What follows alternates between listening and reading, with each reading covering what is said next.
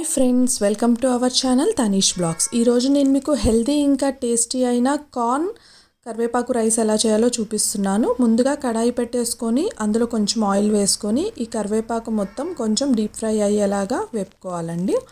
So అది బాగా ఇలా డీప్ ఫ్రై అయిపోయాక మిక్సీ జార్లో తీసేసుకొని దాన్ని పొడి చేసుకొని పక్కన పెట్టేసుకోవాలి. సో తర్వాత మళ్ళీ మనం కడాయి పెట్టుకొని అందులో కొంచెం ఆయిల్ వేసుకొని అందులో ఆవాలు, ఇంకా జీలకర్ర, ఇంకా మినప్పప్పు, ఇందులో కొంచెం మనం పప్పులవి ఎక్కువ వేసుకుంటే రైస్కి చాలా ఫ్లేవర్ ఉంటుందండి. సో అందుకని కొంచెం ఎక్కువ మినప్పప్పు, పచ్చెనగపప్పు, జీడిపప్పు అనేది ఎంత ఎక్కువ వేసుకుంటే అంత చాలా మనకి టేస్ట్ అనేది తెలుస్తుంది రైస్కి. సో ఇవన్నీ కూడా కొంచెం ఫ్రై అయ్యాక కొంచెం ఎండుమిర్చి కూడా యాడ్ చేసేసుకుంటాము. సో ఇది కూడా పక్కన పెట్టేసుకుంటాము తీసేసి.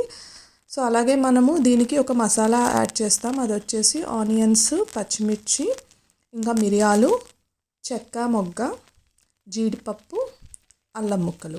సో ఇవన్నీ కూడా రెడీ చేసేసుకొని మిక్సీ జార్లో వేసేసుకొని ఇది ఒక పేస్ట్ లాగా చేసేసుకొని పక్కన పెట్టేస్తాము. చూడండి, ఇలా మనకి పేస్ట్ లాగా చేసి పెట్టుకున్నాము. అలాగే ముందుగా మనము కరివేపాకు పొడి కూడా రెడీ చేసుకున్నాం కదా అది. సో తర్వాత అదే కడాయిలో కొంచెం కరివేపాకు రెబ్బలు వేసేసుకొని దాంట్లో ఆల్రెడీ ఈ అల్లం పేస్ట్ ఉంది కదండి, అది మనము కొంచెం ఫ్రై చేసుకోవాలి.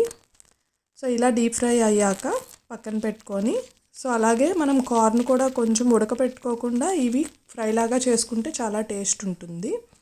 సో ఇలా ఫ్రై చేసేసుకుంటాం. ముందుగా మనం రెడీగా రైస్ పెట్టుకుంటాము. ఆ రైస్లో ఇవి మొత్తం మసాలా పప్పులు ఇవన్నీ వేసేసుకొని కరివేపాకు పొడి వేసేసుకొని